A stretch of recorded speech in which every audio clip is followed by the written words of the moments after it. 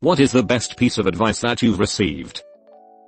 My dad once told me, half jokingly, that live fast die young doesn't work if you don't die young. He has a bunch of health problems now due to not taking care of himself when he was younger. It really opened my eyes to how the way I treat my body now will have repercussions decades in the future. After hearing that phrase and seeing his health issues accumulate, I started eating much healthier and exercising more frequently. Riding motorcycles. There's a graveyard full of dead riders who had the right of way.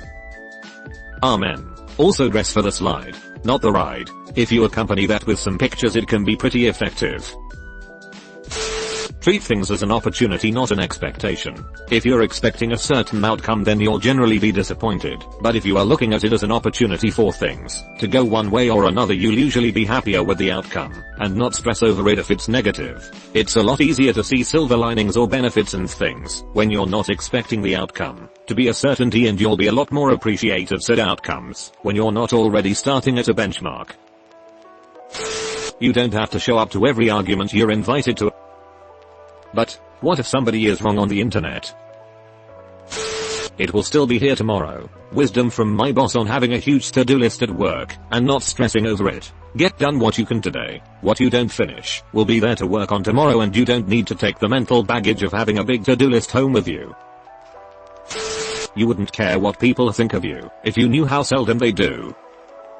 Nobody dwells on you except yourself, not even your parents.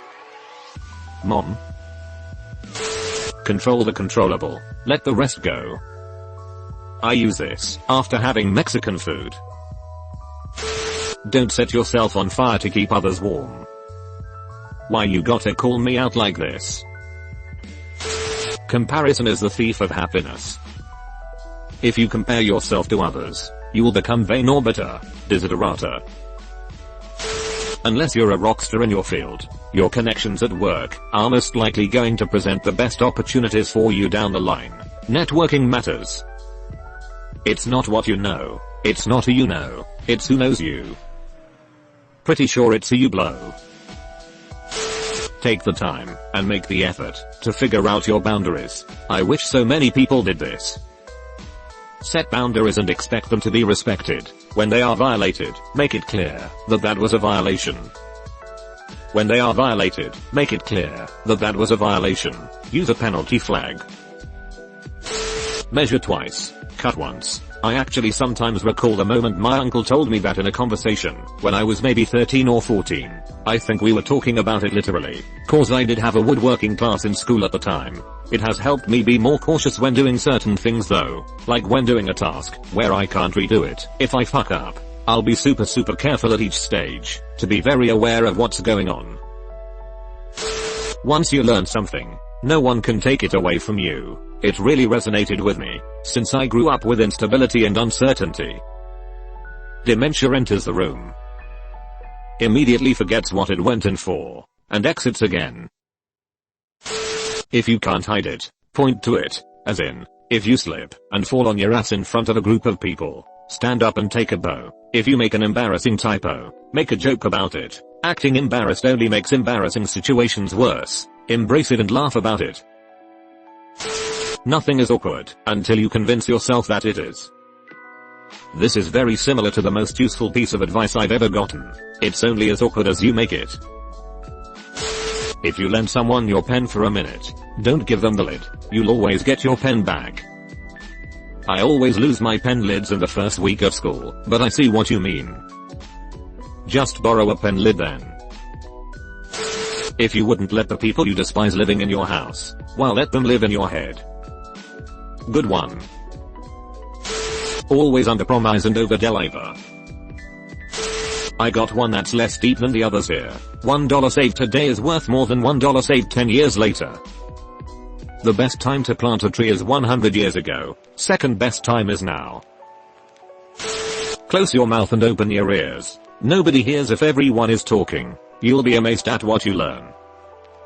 We got 2 ears, but only 1 mouth for a reason. We got 2 ears because we would be able to locate sounds. We had 1 mouth because having 2 would be ridiculous. Be the person you needed growing up. Being an electrician working in industries. Trust no one. Semicolon. If the process operator is convinced that the power is shut off, go and see it for yourself. If the trainee tells you he has tightened all and any bolts and screws, go and see it for yourself. If your foreman sounds convincing enough that the materials for the job are ordered, go and see it for yourself. Semicolon. It's a philosophy not for sowing mistrust, but to ensure you can do your job properly and safely. Trust, but verify. Be decisive. Right or wrong. Make a decision. The road of life is paved with flat squirrels that couldn't make a decision. Even the wrong decision is better than no decision. Honest work is better pay. Parents taught me this, and I always applied it when doing indoor painting and repair work. Sometimes, my customers would figure out little things that I did later on, like taking door knobs off before painting just in case they wanted to change out knobs. Word of mouth travels fast when the person they're paying good money to doesn't screw them and pays attention to detail. That's the best advice. That's how my husband works too. Don't recall where I heard this, but if you're the smartest person in the room, you're in the wrong room. Since you're still young, always remember this, as the people who you surround yourself with, especially in your young adult life, will have a profound impact on the rest of your adulthood. Surrounding yourself with driven and intelligent people will influence you positively.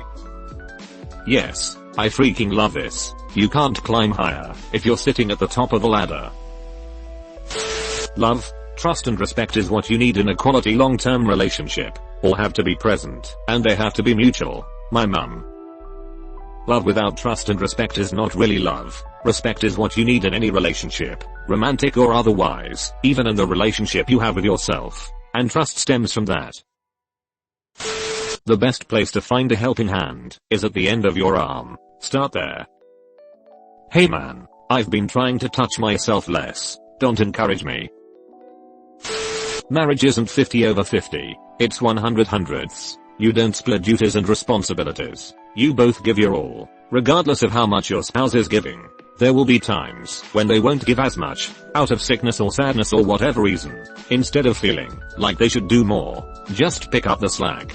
There will be times when you can't do your share either. Dishes need doing, do them. Instead of asking whether they're doing enough, ask if you can do more. Serve them, give them yourself. If both people do this, it will be a happy marriage. This is predicated on trusting your spouse. If you don't trust them, then chipping in more constantly is eventually going to cause issues. So constantly and actively choose to build that trust and communication. Trusting your spouse is kind of a prerequisite to marriage. If at some point trust is broken, then yes, repair, healing, and forgiveness is a process that takes precedent to serving and contributing.